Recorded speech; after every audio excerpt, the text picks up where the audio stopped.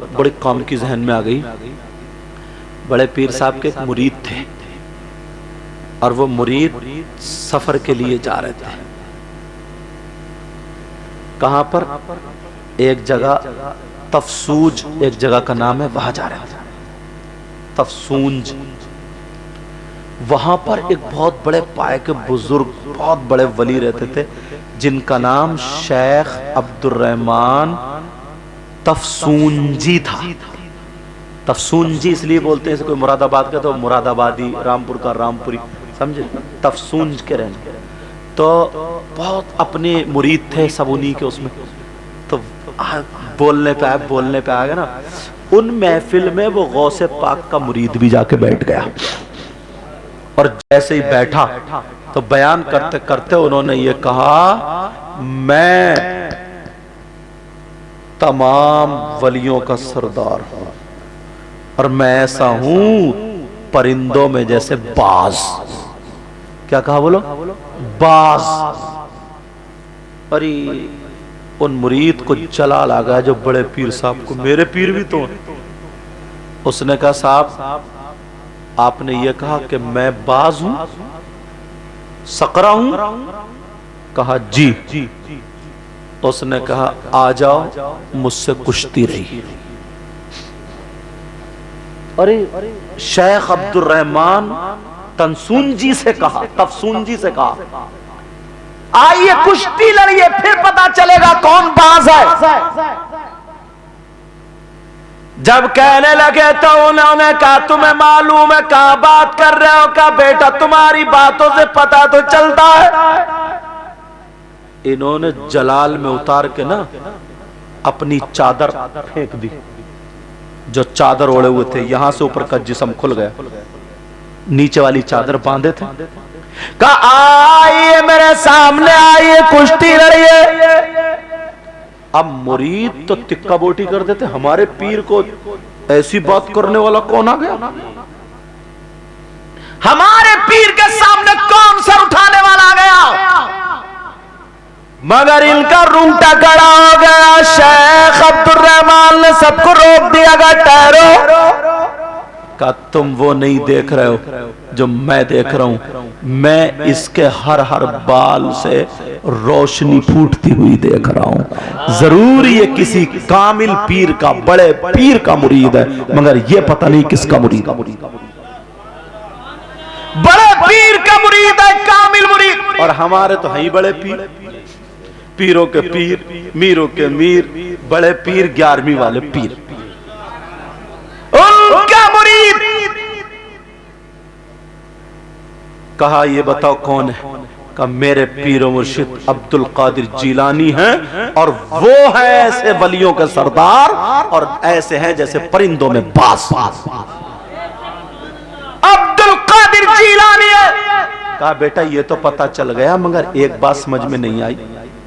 बोले, जब आका के यहां वलियों का दरबार लगता है, हाँ, जब आका के यहां वलियों का दरबार लगता है तो सारे वलियों से आते जाते मुलाकात होती है, मगर शेख अब्दुल कादिर जीलानी से मुलाकात नहीं हुई। जब इतने बड़े पहुंचे हुए तो वहां उनकी हाजिरी क्यों नहीं है? का ऐसा करो, इस तफ्तीश के लिए मैं मुरीदों को 2-3 को भेजता हूं। मैं मुरीदों को भेजता हूं। का ऐसा करो, तुम अपनी चादर ओढ़ लो। तो ये कहने लगा, मैं कादरी हूं, बड़े पीर का मुरीद हूं, फेंकी हुई चादर उठाता नहीं हूं। बोले, फिर जिस्म तो ढको। इनकी बीवी भी वलिया थी। इन्होंने यहीं से अपनी बीवी को आवाज दिया, हाथ बढ़ाया, लाओ मेरी चादर दो। इतनी दूर उनका घर, बीबी ने वहीं से सुन लिया। आज तुम्हारे मोबाइल के नेटवर्क नहीं आते, बीबी ने वहीं से सुन लिया और वहीं से हाथ बढ़ा के चादर दे दी। इन्होंने ले भी। अरे जब मुरीद का ये आलम है तो पीर का आलम क्या होगा? अब जब ये हुआ इधर जो थे वो मुरीदों की तैयारी कर रहे थे कि जाओ अब्दुल कादिर जीलानी से ये बात पूछना। उधर बड़े पीर साहब को सब पता, उन्होंने कहा शेख अब्दुल रहमान के मेरा मुरीद और वो ऐसे ऐसे भेज रहे। उनके आने से पहले 2-3 मुरीदों को बड़े पीर ने भेज दिया और कहना उनसे पूछना तुम वहां ये बात पूछ रहे हो, आते जाते नहीं देखा क्या तुम्हें जो ये खिरका दिया गया, तुम्हें जो ये तोहफा दिया गया तो किसके हाथों से दिया गया? उन्हें पता नहीं है। जब नरम नरम हाथ, गोरे गोरे हाथ जब देखे थे चेहरा नहीं देख पाए थे, तो उनसे कहना वही तो अब्दुल कादिर थे। इधर बातें हो रही है वो सुन रहे, तो बड़े पीर साहब का जिक्र हो रहा, तो क्या वो नहीं सुन रहे होंगे? आज पता नहीं किस किस की किस्मत जाग जाए। इतने में वो आ गए, बोले बड़े पीर साहब ने भेजा, तुम ये जिक्र कर रहे हो, ये चर्चा कर रहे हो। कारी बात सही है। क्या तुम ये भी पूछ रहे हो कि आते जाते नहीं दिखते? बोले हाँ। बोले तुम्हें जो ये पहनाया गया था? बोले हाँ। किसके हाथों से? बोले चेहरा नहीं दिखा था, गोरे गोरे खूबसूरत हाथ दुखे थे। बोले वही हमारे पीर अब्दुल कादिर जीलानी है। कहा मेरा सलाम कहना। का दिखे क्यों नहीं? बोले कहा घर वाले और होते हैं और दर वाले और होते हैं। तुम बड़े पीर साहब को चाहते हो, हर साल इनके नाम का जलसा किया करो। पता नहीं यार कितनी बलाएं टले, पता नहीं कितनी मुसीबतें टले, पता नहीं कितनी परेशानी टले। बोलो जलसा करोगे? बोलो हर साल। ये जरूरी नहीं है मुझे बुलाओ, ये जरूरी नहीं मुझे बुलाओ, जो जिस मौलाना की तुम तकरीर सुनना चाहते हो उनको बुलाओ। मैं दुनिया भर के सारे आलिमों का तारुफ हो जाए।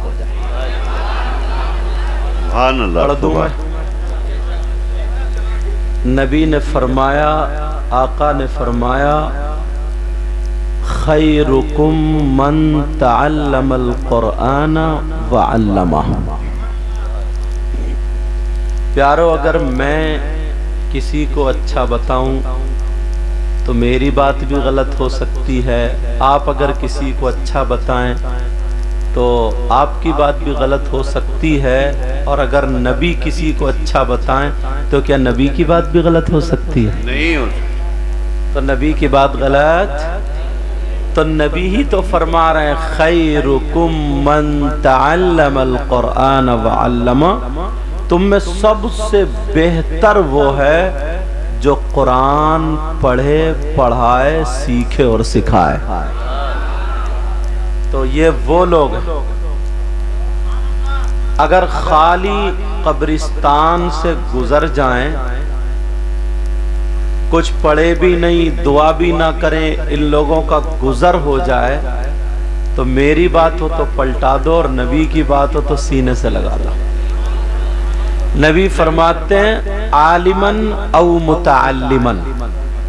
हालांकि इसमें कुछ अभी आलिम हैं, वो बात अलग है, वो मेरे पास पढ़े हुए हैं। ये मौलाना नासिर साहब बैठे हुए हैं, ये मेरे ही पास पढ़े हैं मदरसे में, बदल आज मुफ्ती हैं अल्हम्दुलिल्लाह, ऊपर तक पढ़ गए हैं। तो मेरे नज़दीक माँ बाप के सामने ना कितना ही बड़ा हो जाए, लेकिन उसको अपना बच्चा इतना ही बड़ा लगता है। तो नबी फरमाते हैं अगर कोई आलिम किसी बस्ती के कब्रिस्तान से गुजर जाए तो उसके गुजरने की बरकत ये होगी कि अल्लाह ताला उस कब्रिस्तान के मुर्दों से 40 दिन के लिए अजाब उठा लेता है। सुभान अल्लाह, सुभान अल्लाह। खाली गुजरना हजरत, और अगर दुआ कर दे तो